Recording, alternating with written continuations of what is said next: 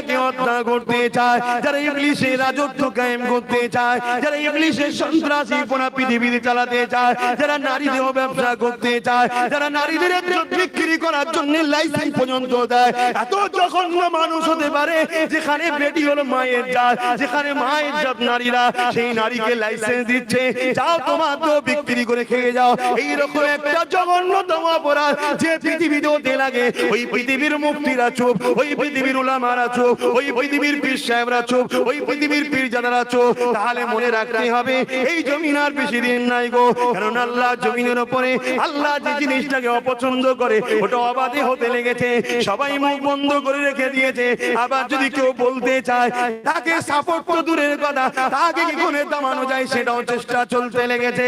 এই যুবকেরা তথাপিও যারা আল্লাহর জন্য এসেছে, যারা রাসূলের জন্য এসেছে, যারা মাকসাদকে ঠিক করে নিয়েছে যে আমরা মরলেই আল্লাহর রাস্তায় মরবো, আমরা মরলেই নবীর দিদার পাবো, আমাদের জীবনটা দুনিয়ার জীবন নয়, আমাদের আসল জীবন হলো আখিরাত, তারা মরণের ভয় করে না গো। যুগে যুগে প্রমাণ করে দিয়েছে, তাদের উপরে যতই বাধা এসেছে না কেন তারা কিন্তু হক কথা বলে গেছে।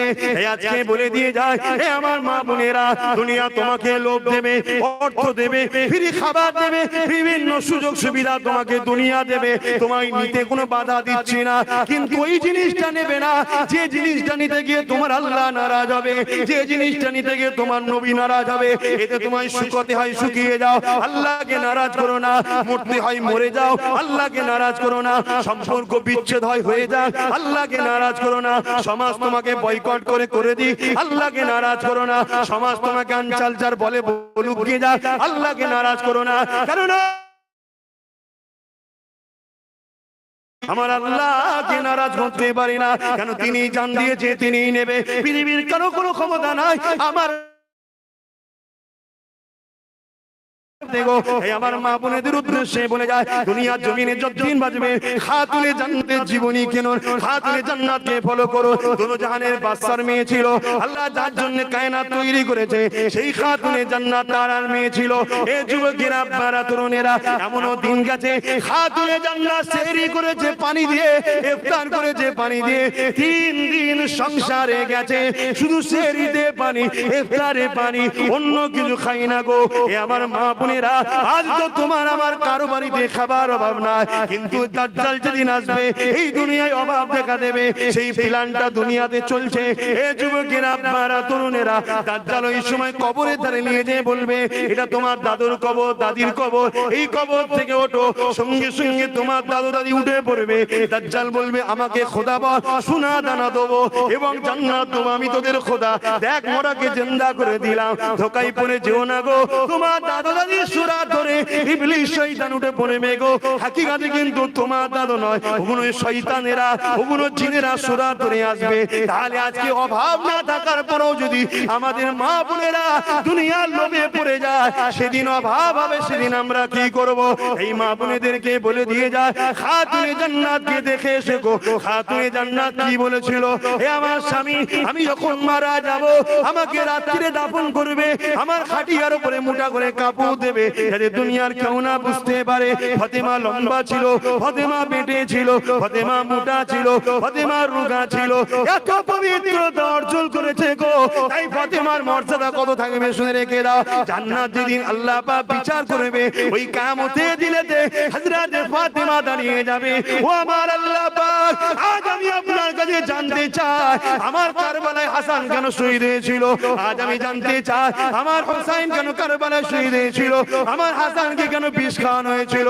আল্লাহ পাক সময় আমার নবী পাকের মুখের দিকে তাকাবে, আমার নবী পাক বলবে খাতুনে জান্নাত রে, ওটা আল্লাহর উপরে সুপে দিয়ে যাও।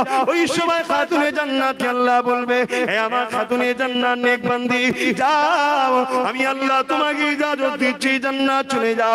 যখন খাতুনে জান্নাত জান্নাতে যাবে, ওই সময় আওয়াজ হতে লাগবে, এ পীর পয়গম্বর কুতুব আবদার, বিশ্বের যত মানুষ আছে ময়দানে মাশরে সবাই মাথা হাত করে লাও, কেননা আল্লাহ পাকের পিয়ারা বান্দি খাতুনে জান্নাত জান্নাতে যেতে লেগেছে।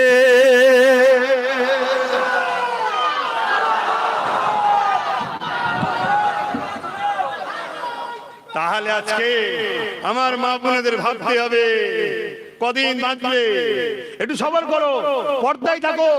স্বামী যদি কোনো ভুল হয় তাকে বুঝাও, তাকে বুঝাও যেটা ভুল হচ্ছে আপনি এটা করবেন না, আদরের সঙ্গে বুঝাও।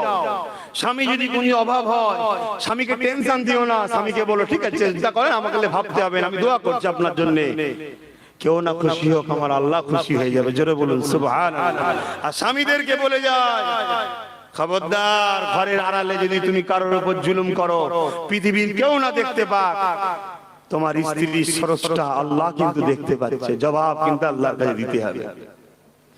আর এই দুনিয়ায় দুদিনের মায়া জালে জড়িয়ে এমন কোন কাজ করে ফেলো না আমার সোনার ভাইয়েরা, সময় নেই, দোয়া চাইতে হবে, আখিরাত না শেষ হয়ে যায়। দুনিয়া তোমাকে 5,000, 10,000, 20,000, 1 লাখ, 2 লাখ, 1 কোটি পর্যন্ত টাকা দেবে, শুধুমাত্র উদ্দেশ্য আল্লাহ থেকে সরাবা, রাসূল থেকে সরাবা। তোমার কাছে 1 কোটি আগে হয় আল্লাহ ছেড়ে দাও, নবী ছেড়ে দাও। যদি মনে হয় না আমার দরকার নেই, আমার জান দিয়ে দিয়েছে, যিনি আমায় জান্নাত দেবেন সে আল্লাহ আমার আগে, তাহলে বাপ ত্যাগ স্বীকার করতে হবে। তোমাকে নামাজি হতে হবে, তোমার ইউনিফর্মে রাসূলের সুন্নাত দিতে হবে, তোমার চলনে বলনে কথাবার্তায় সবকিছু নবী ফলো করতে হবে। আমরা আজকে নবীকে শুধু মসজিদে রেখেছি, নবীকে শুধু এই জলসা মাহফিলে রেখেছি, নবীকে শুধু ওয়াজের মাহফিলে, রোজাতে, হজেতে রেখেছি, বাকি জায়গায় তো নবীকে বাদ দিয়েছি। ব্যবসা করছো, নবী ওখানে বাদ। তুমি ব্যবসা করবে, নবী যেভাবে করতে বলেছে। তোমার কারবার হবে, নবী যেভাবে করতে বলেছে। তোমার সংসার অন্য কাউকে থেকে করে লাভ নাই, নবী যেভাবে করতে বলেছে। তুমি ছেলে পুলেদের মানুষ করবে, নবী যেভাবে মানুষ করেছে। তুমি সমাজ পরিচালনা করতে চাও, লিডার হতে চাও, নেতা হতে চাও, কোনো বাধা নেই, নবী যেভাবে সমাজ পরিচালনা করতে বলেছে। তুমি দেশকে ভালোবাসো, নবী যেভাবে ভালোবেসেছে। তুমি অমুসলিমকে ভালোবাসো, নবী যেভাবে তাদের সঙ্গে সম্পর্ক রেখেছে সেইভাবে চলতে হবে। কারো কথা দুনিয়ায় চলবে না। কোনকে পাওয়ার দিয়েছেন স্বয়ং আল্লাহ, জোরে বলুন সুবহানাল্লাহ। তবে হ্যাঁ, যেই পীর সাহেব নবীর কথা বলে ওই পীর সাহেবকে ভালোবাসলে মদিনাওয়ালা খুশি হয়। যে মুক্তি